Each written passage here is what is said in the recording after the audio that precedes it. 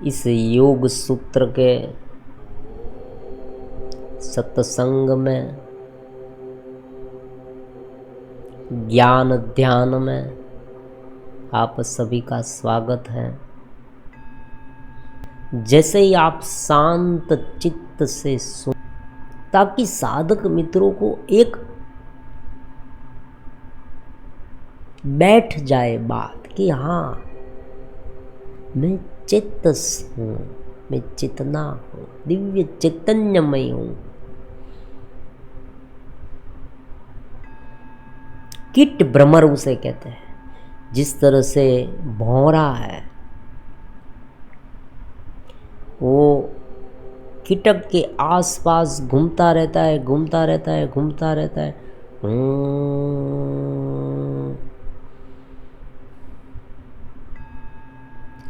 भौरे का चिंतन कर करके वो कीटक भौरा बन जाता है।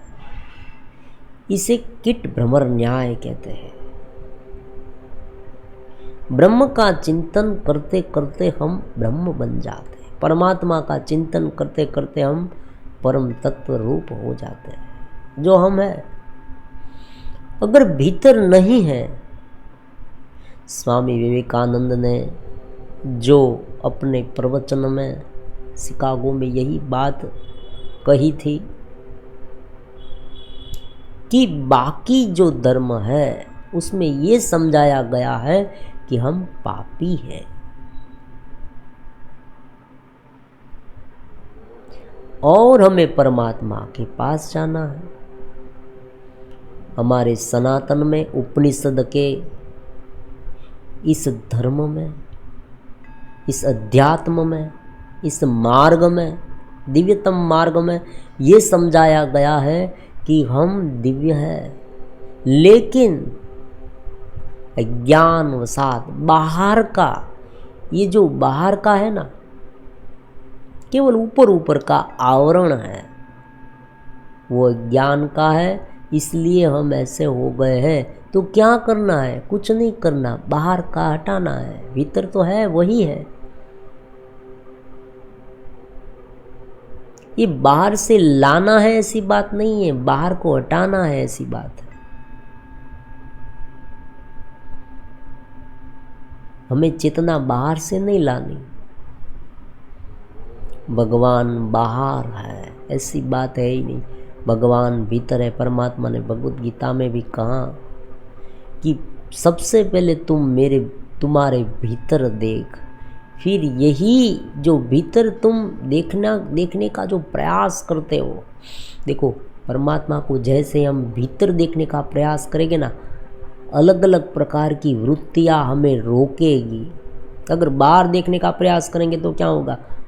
मान लीजिए आपको किसी ने कहा भगवान के दर्शन करके आओ, आप बाहर गए, स्कूटर की किक लगाई, ये क्या, नज़दीक में ही परमात्मा का मंदिर बनाया गया है, वहाँ गए, ओहो दर्शन हो गए, आ गए वापस, तुरंत 10 मिनट हुई, 10 मिनट में तो वापस आ गए।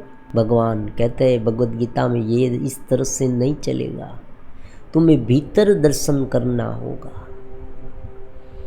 फिर आप आंख बंद करेंगे ऐसे, ओ मुझे नहीं दिख रहा है,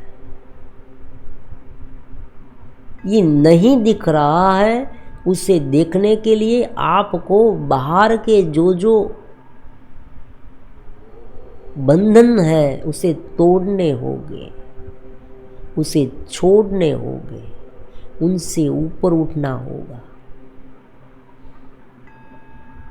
वेदांत कहता है ये नहीं, ये नहीं, ये नहीं, नेति नेति, शरीर नहीं, मन नहीं, मन के विचार नहीं, ये जो बाहर दिख रहा है वो भी नहीं, इनसे भी भीतर। क्या आँख सब कुछ है? ना, आँख सब कुछ नहीं है। क्या प्राण सब कुछ है? नहीं, प्राण सब कुछ नहीं है। क्या ये शरीर सब कुछ है? नहीं, ये शरीर भी सब कुछ नहीं है। तो कौन है जो उसे चलाता है इसको? कौन है जो अनुभव कर रहा है? अनुभव करता कौन है? ये उपनिषद पूछते हैं, शिष्य पूछता है गुरु को कि गुरुदेव कौन है ये? उनको जानने के लिए भीतर जाए तो बाहर का धीरे धीरे छूटता जाएगा, समझ में आता जाएगा, उस बाहर से उपराम होते जाएंगे, भीतर जाते जाएंगे। फिर भीतर जाने के बाद देखो यहाँ कैसा फॉर्मूला है, नवीनतम भगवान ने कहा भगवद गीता में, पहले भीतर जाए, पहले मुझे भीतर देख, पहले तुम अपने आत्मा में देख, मुझे तत्व से जान या भक्ति से मुझे भीतर देखने की कोशिश कर। जैसे ही तुमने मुझे भीतर देख लिया, तुम भीतर एकरूप हो गए, शांत होते गए, वृत्तियों से पर होते गए, लंबे समय तक तुम उसमें टिक पाए। ये बहुत महत्वपूर्ण है। देखो यहाँ याद रखें, आधे घंटे से काम नहीं चलने वाला, शुरुआती साधक है तो बहुत है, बिगिनर्स के लिए पर्याप्त है। फिर तो ध्यान ध्यान ध्यान, ध्यानस्थ स्थिति, ध्यानस्थ स्थिति, साक्षी में रहना, परम तत्व में रहना, दिव्यतम चेतना में रहना, भगवान में रहना। दोनों सभी एक ही है, अलग नहीं है। अलग तकरार करने की, मन में संघर्ष करने की आवश्यकता नहीं है। अलग वीडियो देख लिया, किसी ने कहा मंत्र जाप करना है, आप टेंशन में आ गए, ये अलग आ गया, अलग नहीं आया। मन को थोड़ा मोल्डिंग करने के लिए अलग अलग प्रयास है। भीतर जाना, भीतर देख लिया, अब कहाँ देखना है बोलो? बाहर देखना। भीतर की दृष्टि जब खिल गई, 11वें अध्याय में भगवान ने क्या किया? दिव्य दृष्टि, भीतर की दृष्टि खिल गई। जब भीतर देखने लगे, आनंद आने लगा, बाहर सब कुछ भी वही है। एक कमेंट्स मुझे मिली थी कि दृष्टा दृष्टा को देख रहा है, उनका मतलब क्या?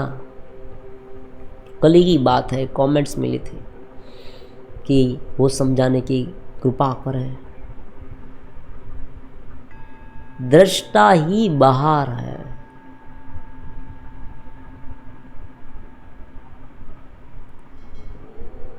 जब तुम मुझे सर्व प्राणियों में देखेगा, जब तुम मुझे सर्वभूत में देखेगा, जब तुम मुझे सर्व वनस्पति में देखेगा,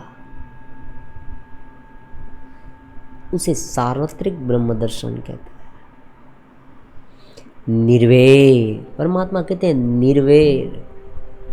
किसी के प्रति राग द्वेष ना हो, ऐसी स्थिति हो सकती है।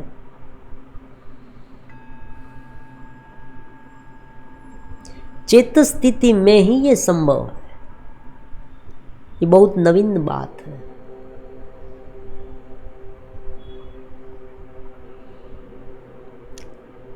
पूरा वृक्ष है, पूरा वृक्ष पेड़ है, उनके बहुत सारे पत्ते हैं।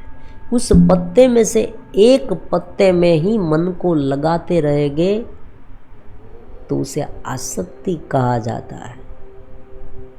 पूरे पेड़ को समझेंगे तो एक पर्ण की आसक्ति टूट जाए। अगर पूरे जंगल को देखेंगे तो एक वृक्ष की आसक्ति टूट जाएगी। जहाँ टोटालिटी है, जहाँ सर्वज्ञता है, वहाँ एक का अवमूलन हो जाता है। फिर भी वो मूल्यवान है। देखो ऐसा ही बात नहीं, वो मूल्यवान नहीं है, लेकिन जब दृष्टि विशाल हो जाए तब धीरे धीरे ये घटित होता है। हाँ मुश्किल है, लेकिन पहले भीतर जाने की कोशिश करेंगे, हमें जानने की कोशिश करेंगे, फिर जो हम हैं वही सब में।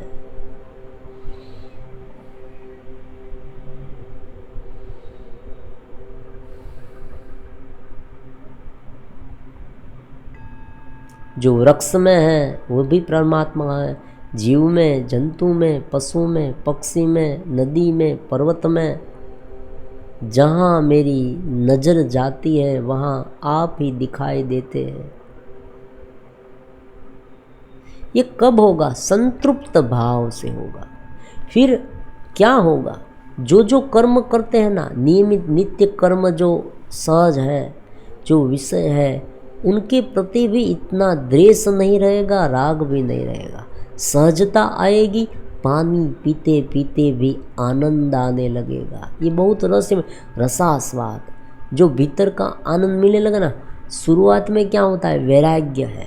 शुरुआत में बहुत शुरुआती बिगिनर्स साधक है ना, उन्हें बहुत असंतोष भी इतना होता है, उसे उनका मन है ना वो इतना हताश भी हो जाता है, सब कुछ होता है, कुछ अच्छा नहीं महसूस होता, ये जगत में कुछ पसंद नहीं आता, वैराग्य का भाव आ जाता है। जिस तरह से योग वशिष्ठ रामायण में भगवान श्री राम को आया था शुरुआती समय में, राम जी कहते हैं वशिष्ठ भगवान को, गुरु को, कि मुझे कुछ अच्छा महसूस नहीं होता। ये सब क्या है? ये नाशवंत है। मुझे पूर्ण रूप से वैराग्य की का भाव अनुभव में आने लगा है। मैं हताश हो गया हूँ, निराश हो गया हूँ। ये सब मुझे क्षुल्लक लगते हैं, ये सारे विषय। इनका कुछ करे, उनका निर्मूलन करे। मेरी ये हताशा का, मेरे ये दुख का, मेरी पीड़ा का कुछ ना कुछ उपाय करे। ये यौवन दिख रहा है, लेकिन यौवन कितने समय का है?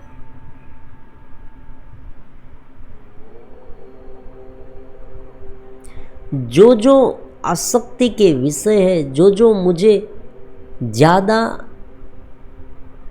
से ज़्यादा मौज मजा कराने वाले हैं, प्रमोद कराने वाले हैं, आनंद कराने वाले हैं, मैं ये मानता हूँ ये आनंद कराने वाले हैं, लेकिन ये भी परिवर्तनशील और नाशवंत है।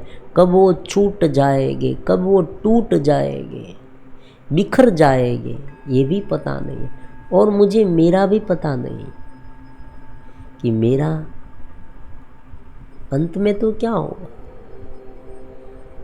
जहाँ जहाँ मैं डिपेंड हुआ हूँ आनंद के बारे में, सुख के बारे में, भरोसे के बारे में, मैं इस जगत में डिपेंड हुआ हूँ। ये मिला मुझे आनंद मिलेगा, वो मिला मुझे आनंद मिलेगा। गहरे असंतोष में, गहरी हताशा में, गहरे दुख में मैं निमग्न हो गया हूँ, डूब गया। अपने आप को एक अंधेरे कुएं में जैसे जा रहा हूँ, ऐसा देख रहा हूँ। तो फिर योग वशिष्ठ रामायण में वशिष्ठ मुनि पूरी बात समझाने की कोशिश कर रहे हैं और समझाते हैं कि सर्व अखिल विदम ब्रह्म, सबसे पहले तुम कौन हो वो जानो, फिर तुम ये सब जो है ब्रह्म रूप है ये जानो, फिर आनंद ही आनंद। ये स्टेप है। शुरुआती समय में तुरंत जैसे अध्यात्म में जुड़े साधक थोड़े समय के लिए आनंद मिलता है, फिर हताशा, फिर हताशा से अगर वो ऊपर उठ जाए, अगर फिर भी वो ध्यान, चिंतन, मनन, श्रवण, गुरु सबसे जुड़ता ही जाए, वो आगे बढ़ता ही जाए, तो उसे पूर्ण रूप से आनंद मिले। फिर वो कोई भी प्रवृत्ति करेगा आनंद ही आनंद। और उनकी प्रवृत्ति ऐसी होगी ही नहीं। आप कहेंगे भाई ये गलत कर्म करने लगे तो क्यों करेगा गलत कर्म? गलत कर्म के पीछे क्या है? हाँ, पाखंड कर रहा है तो बात अलग है। गलत कर्म के पीछे आसक्ति होती है। अगर ज़्यादा घेरे की आसक्ति है तो वो ऐसे कर्म ज़्यादा करेंगे। अगर उसे दूसरे व्यक्ति में सुख दिखाई देने लगे, दूसरों को देने में सुख दिखाई देने लगे, तो क्या होगा? तो वो ऐसे गलत कर्म करेगा। हाँ, जरूर होती। जब समाज का हित है, राष्ट्र का हित है, और जो करना जरूरी है वो अपने लिए नहीं। जैसे भगवत गीता में युद्ध किया अर्जुन ने, तो ये बात हो गई। तो सर्वज्ञता का ख्याल जो है उसे सैद्धांतिक रूप से समझने के लिए ये योग शास्त्र, योग सूत्र के बारे में हम धीरे धीरे डीप में चर्चा करते हैं, सत्संग करते हैं। ये कोई ज्ञान देने की बात नहीं, ये विषय छेड़ा जाता है। विषय छेड़ने से क्या होगा? कुछ न कुछ आनंद मिलेगा।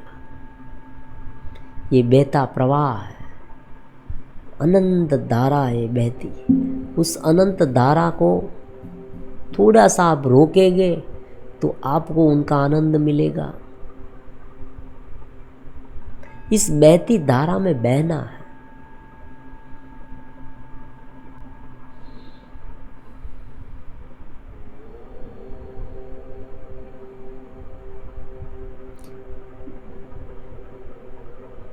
जैसे जैसे सुनते जाएंगे उनके और मुड़ते जाएंगे, धीरे धीरे ये बहती जाएगी धारा। ज्ञान के बारे में सोचेंगे, ज्ञान के बारे में चिंतन करेंगे, ज्ञान के बारे में मनन करेंगे, ध्यान करेंगे, वो धारा तुरंत आपकी ओर मुड़ती जाएगी, धीरे धीरे आपकी ओर आएगी। पानी की पाइपलाइन हमारे घर में आ गई, आप राजी राजी हो गए। कितने सालों से परेशान हो रहे थे, पानी भरने के लिए दूर दूर जाना पड़ता था। दूर गांव के बाहर कुआं था, वहाँ जाना पड़ता था। और शहर में दूर एक डंकी थी जो पानी के लिए पंप था, वहाँ जाना पड़ता था, हैंड पंप, वहाँ जाना पड़ता था। लेकिन आज तो पानी की पाइपलाइन मेरे घर में आ गई, ऐसी बात है।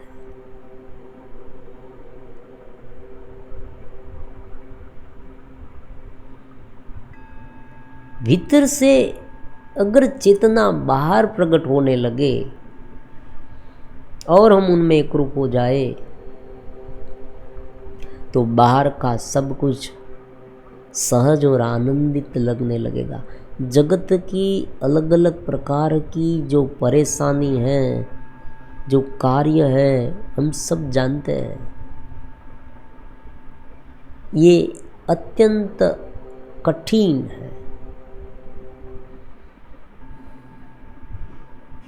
उसे सहज रूप से सहना भी कठिन है, बात है। लेकिन अगर भीतर से जितना तृप्त होते जाएंगे ना, बाहर का इतना सहज होता जाएगा।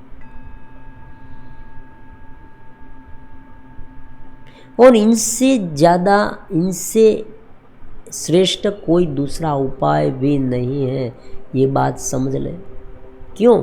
क्योंकि देखो, कोई व्यक्ति ऐसा तो नहीं कह सकता कि हाँ जो तुम चाहते हो वो सब कुछ तुम्हें मिल जाएगा, चलो, ये कोई नहीं कह सकता। कोई ऐसा भी नहीं कह सकता कि तुम्हारा जो शरीर है वो युवा ही रहेगा। कोई ऐसा भी नहीं कह सकता कि तुम्हारा जो धन है, संपत्ति है, सत्ता है, वो परमानेंट तुम्हारे पास ही रहेगी।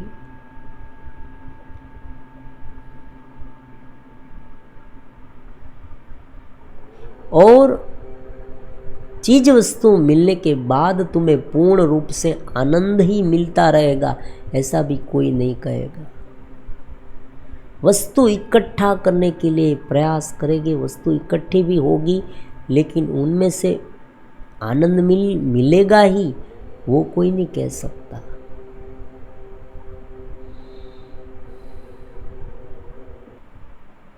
लेकिन यहाँ पर है, यहाँ पर योग शास्त्र है, ज्ञान है, वो आपको कहते हैं, कहेंगे कि हाँ आपको आनंद मिलेगा और ये शाश्वत रहेगा। लिंग शरीर का हम आगे जैसे जैसे योग शास्त्र को समझेंगे, हम लिंग शरीर को समझने की कोशिश करेंगे।